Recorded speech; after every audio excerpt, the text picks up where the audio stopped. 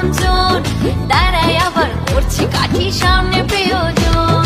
যতই করিস হিংসা তোরা, আমি বড়ই বেপরোয়া, ভয় ডর নেই যে যা বলুক বলবে, তোদের জ্বলবে আমার তাতেই চলবে, তোদের জ্বলবে আমার তাতেই চলবে।